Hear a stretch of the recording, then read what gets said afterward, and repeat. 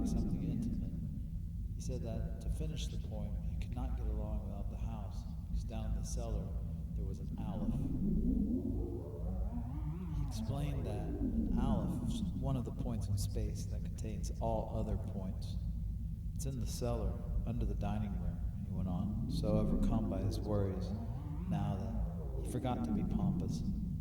It's mine. I discovered it when I was a child, all by myself. The cellar stairway is so steep that my aunt and uncle forbade my using it. But I heard someone say there was a world down there.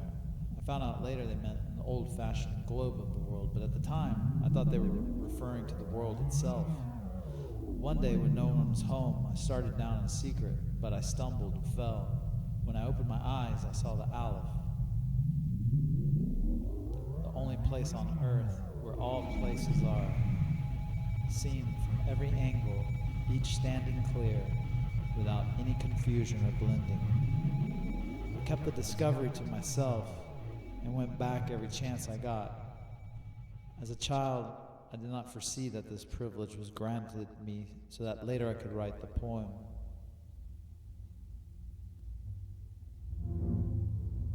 Truth cannot penetrate a closed mind. If all places in the universe are in the Aleph, then all stars, all lamps, all sources of light are in it too.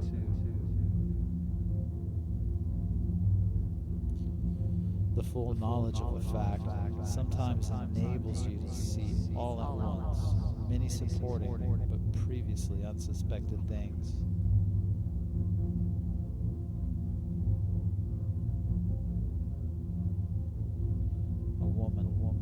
A child with almost uncanny powers of clairvoyance, but forgetfulness, distractions, contempt, and a streak of cruelty were also in her.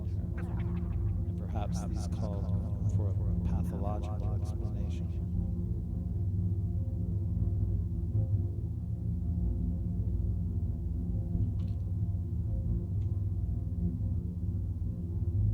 Total darkness. Let me warn you, you'll have to lie flat on your back. Total darkness, total immobility, and a certain ocular adjustment will also be necessary. From the floor, you must focus your eyes on the 19th step. Once I leave you, I'll lower the trapdoor and you'll be quite alone. You needn't fear the rodents very much, though I know you will.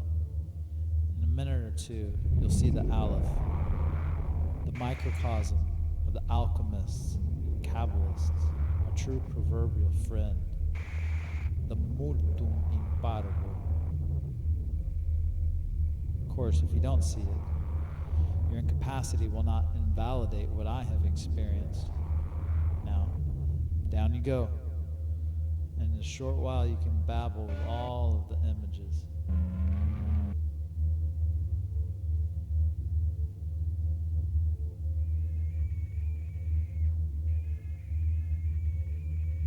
Through with his absurd requirements, and at last he went away. The trapdoor was carefully shut. The blackness, in spite of a chink that I later made out, seemed to me absolute. For the first time I realized the danger I was in. I'd let myself be locked in the cellar by a lunatic after gulping down a glass full of poison to keep his madness undetected, to keep from admitting he was mad. I felt a shock of panic, which I tried to pin to my uncomfortable position and not to the effect of a drug. I shut my eyes, I opened them, then I saw the Aleph. I arrived now at the ineffable core of my story, and here begins my despair as a writer. All language is a set of symbols whose use among its speakers assumes a shared past. How, then, can I translate into words the limitless Aleph, which my floundering mind can scarcely encompass? Mystics faced with the same problem fall back on symbols to signify the Godhead. One Persian speaks of a bird that somehow is all birds, Alanus de insulis, of a sphere whose center is everywhere and circumference is nowhere. Ezekiel of a four-faced angel who at one and the same time moves east and west, north and south. Not in vain do I recall those inconceivable analogies.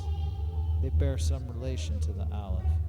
Perhaps the gods might grant me a similar metaphor, but then this account would become contaminated by literature, by fiction.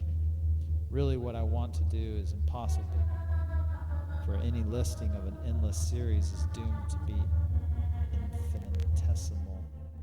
In that single gigantic instant, I saw millions of acts, both delightful and awful. Not one of them occupied the same point in space without overlapping or transparency. What my eyes beheld was simultaneous, but what I shall now write down will be successive, because language is successive.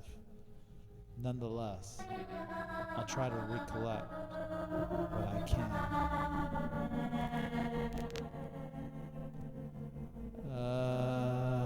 Don't really remember too much. I have a bad memory.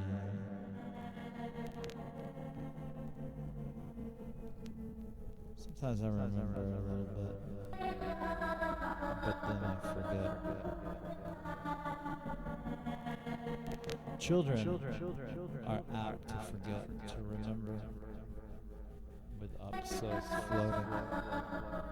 Many bells don't. On the back part of the step toward the right, I saw a small, iridescent sphere, almost unbearable brilliance. At first I thought it was revolving.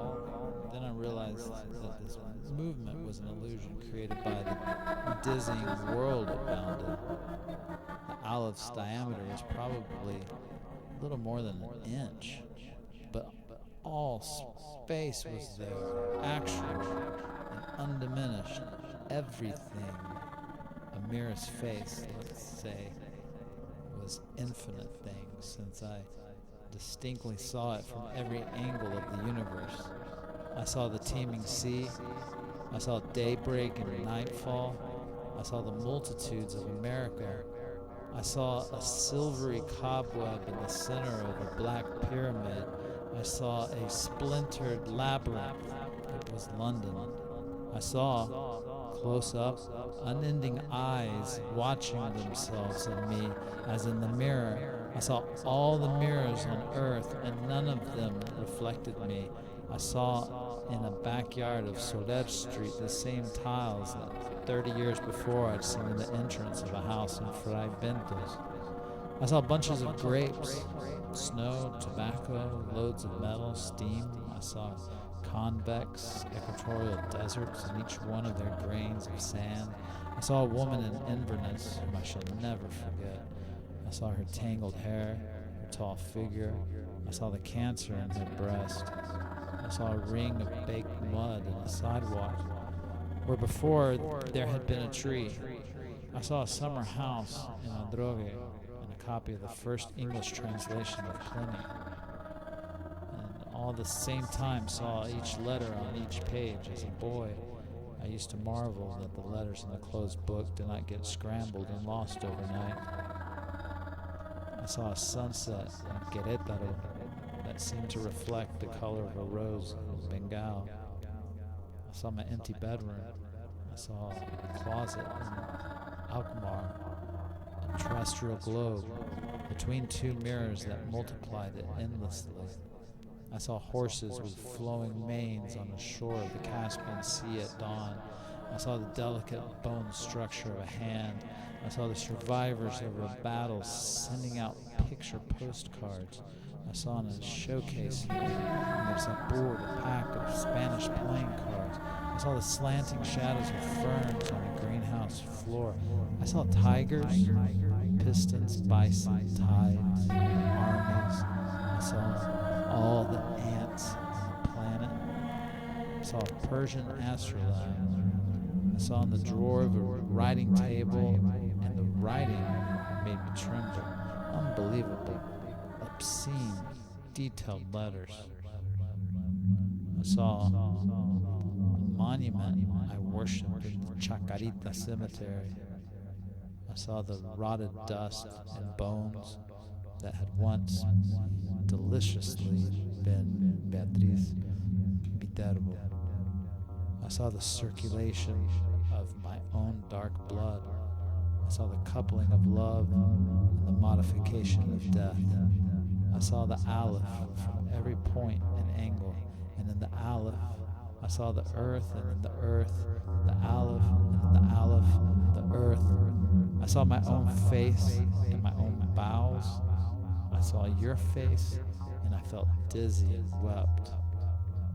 For my eyes had seen that secret and conjectured object, whose name is common to all men, but which no man has looked upon, the unimaginable universe.